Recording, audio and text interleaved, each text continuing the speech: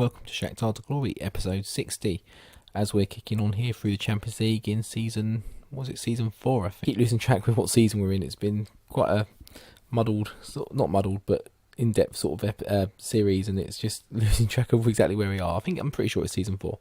And as you can see, we've got Real Madrid today. Last time out we had Red Bull Salzburg. We were 2-0 up, got pulled back to 2-0, I think, and then just managed to snatch a late winner. But we've got Real Madrid at home today, which is going to be a tough ask. Let's take a look at see what's happened since then. Not a massive amount. Again, we're sort of a couple of games between each game. But yeah, 3-2.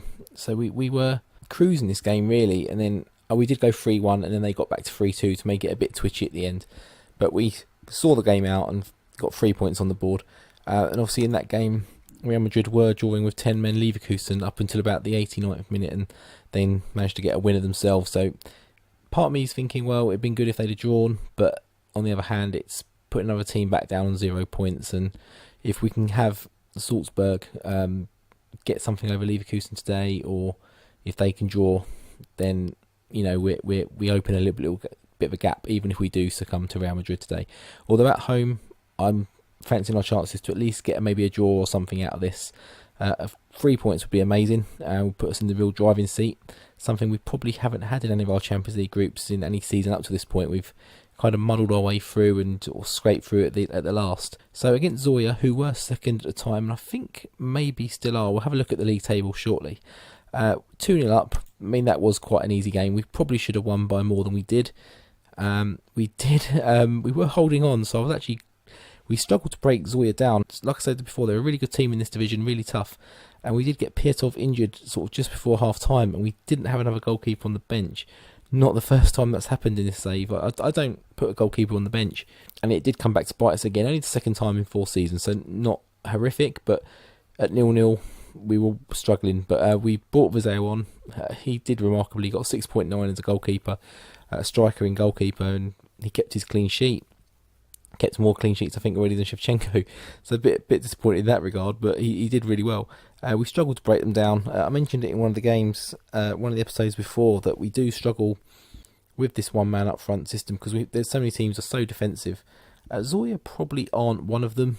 They did get an injury to Yuri as well, which kind of changed their game a little bit. But goals late on from Rodrigo and Amaroko won us the game. We probably could have had a couple more, like I mentioned. Butko did get injured as well. They really went for us in this game. They kicked us off the park. A lot of fouls. We had a couple of injuries. Audet's sort of picked up one. He missed a couple of days, I think, after the game. Butko is out for 3 to 4 months, I believe. And obviously Piatov, he's only out for a couple of weeks, I think. Yeah, a couple of weeks. So not too, but it means we won't have a goalkeeper on the bench for this game unless we bring a young one up. But I'm not going to. But yeah, 2-0. 3 points on the board in the league again. And after that, we had Shakhtar in the league. Babacar bailed us out in this game. Okay, on the stats, we should have won. We should have won clearly.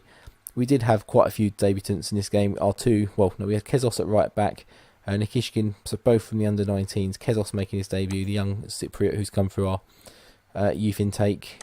Not amazing. We probably could have brought up someone else, but I wanted to give him a chance. But he's back down into the under-19s now to just try and develop a bit more. Try and get that determination up primarily. It is increasing. He is low determined. We're trying to change his personality. But a few rotations. As you can see, a lot of players making their first appearances of the season. But Barakye's hat-trick was the make or break in this game. Actually, we didn't make any subs. We had a lot of players struggling, but we already had the full complement of foreign players out, and I hadn't realised we put all foreigners on the bench. So the players I wanted to take off were the Ukrainians, so the ones that were struggling, so it was a bit difficult. Overall, fairly comfortable, but they just made it a little bit twitchy again, a little bit squeaky bum time going into the last sort of 10 minutes or so of the game, especially with the way it was going. If Barakye didn't get his hat-trick, we'd have been struggling. Not many players impressed too much in that game. But that brings us back to Real Madrid today, the end of September. We do have Leverkusen next, obviously, in a couple of games' time. That will be the next episode, of course. We'll talk about that at the end, just see where we're going. But we jump into the game. So here's the lineups. We've got Babacar up front with Nabry and Boyachuk either side. On the wings, we've got Fred and Hurtado in the middle with Malashev supporting behind. And then we've got Leo, Tello, Kvitsov and Matvienko at defence with Shevchenko in goal. They've got Keylor Navas in goal with Grimaldo. Is he from Porto? I think. Benfica, and they've signed him years ago. A lot of money. Then we've got Sergio Ramos still there. Virgil van Dijk. Carvajal still there. Kovacic, Cruz in the middle. Ronaldo still going strong. Isco, Kingsley Coman, who we looked at the end of last episode. They've signed this season from Bayern Munich for quite a bit of money. He's doing okay. And they've got Alexis Sanchez up front. I think we played them a year or two back and he was there already, so he's been there a couple of years. Is Zidane still the manager? No, Paco Gemes is, and I recognise the name. Is he the Deportivo manager? I want to say he's the he was the Cruz Azul in, was that in Brazil? I think Mexico. I don't even know where I got Brazil from there. I know that's Mexico. So they've brought us. There was a Spanish guy in charge of a Mexican team. They brought him back. Good manager. Likes to play passing football. Trying to rival Barcelona in that regard. How are they doing in the league? They are struggling. They are back in 7th. 6 points clear of Barcelona. I mean, points-wise, the league position's a little bit deceptive. They have won the title sort of 3 times in the last 4 years. Barcelona looking to try and win that back this year, but Atletico Madrid, Sevilla, all trying to fight that. Real Sociedad, a surprise outfit up there. Fancy our chances, perhaps, against what technically looks like a struggling Real Madrid side, but they're still man for man, I would say, better than us. And realistically, a win or two puts them straight back up the league table, doesn't it? So we are on the attack early on here. And Boychuk, can he square it? Can he find his man? He doesn't, and that will probably be the end of the pointless highlight at the start of the game. So Real Madrid have a highlight here. They get it in the middle, and have we given away a penalty? No, it looked like it was going to be a penalty. So we have a chance to counter their highlight here and get the ball forward. Babacar should win that. He sort of does, but it ends up at our man. That's the main thing. But a loose ball by Nabry, and they have it back at their goalkeeper now with a chance to pelt it forward, but no one there really to win the ball. Haven't really got that focal point. That's not what Sanchez is all about. That's not what he's going to do. As we're working it quite nicely here, can we find the right back? No, he cuts back inside to Fred, back out to Boychuk, and it's Babacar. First game of the Champions League, and he gets a goal. This guy is my hero. I love this player. He's a phenomenal player. If he can do half of what he did for me on FM11 in this save, in this game, in this series, then we're on to a winner. But Asensio's come on for Koeman at half time. He obviously was struggling as well. Hurtado has the ball here. This is probably a pointless highlight. Kvitsov just dawdling on it, but good target man then, and he puts Boychuk through. Nabry, Fred buries it. What I thought was going to be a pointless highlight gives us a 2-goal lead. We double our lead here, and a famous lead against Real Madrid. They do look like they've got a goal in them, at least a goal in them. So we've got to be a bit careful. So we'll have a little look at that, what we can do in a minute. And Fred just levers that in the goal. That's what we need to see more of him this season. He's more than capable, and we've seen it this season. He has been piping up with a few more goals in the league and when he's played. But Nabry wins the ball back there, and Boychuk, and he should make that 3-0 right after half time. He should have punished them. Another highlight to Real Madrid, but we do seem to be pinching them, and he pinched it again with Nabry there. Babacar playing the target man. He's not playing as a target man, but he just has the natural ability to do it, and he is holding it up very well and bringing other players into the game. But can we pinch it back again? It was a bit of a loose ball forward, but Bale's running here. And Ronaldo, he's not going to miss that, is he? That is disappointing. I'm saying about how tired their players are looking. We've got a few going that way ourselves now, but Rodrigo with a stunning free kick. I say stunning, it looked like it was straight at the keeper, but we'll take it. But that Bale getting through a minute ago, I mean, the defence just opened up for him, but what a free kick that is. Navas possibly should do better, but 3-1 here. Defence does look a little bit shaky, particularly in this Champions League. And Hurtado's through. Hurtado, can he do something? He hasn't quite got the legs. No.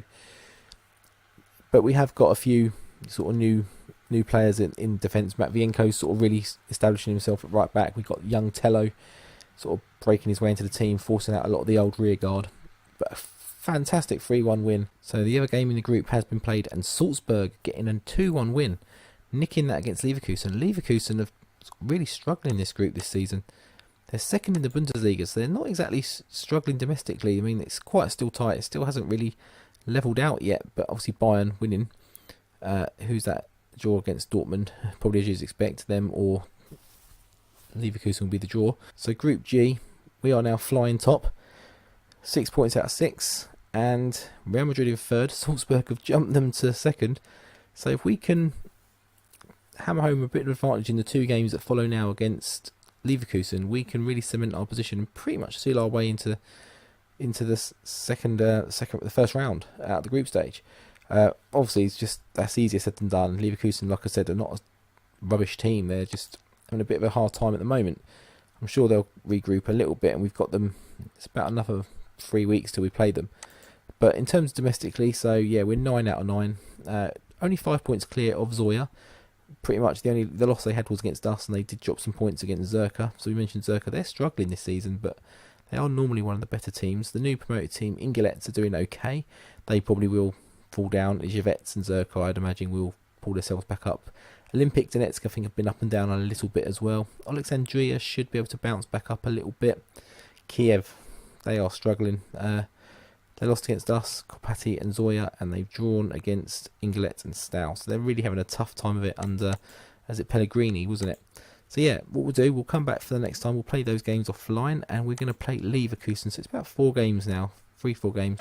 We are still trying to loan some players out as well, with the window, I think, about to close, or is it closed already? Maybe it's already closed, that's why I haven't been able to loan them, but maybe try and do something if we can.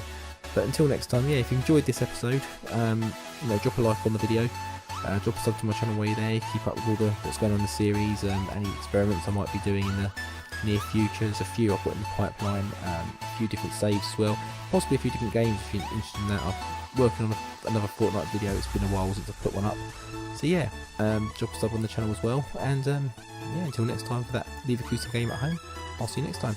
Take it easy.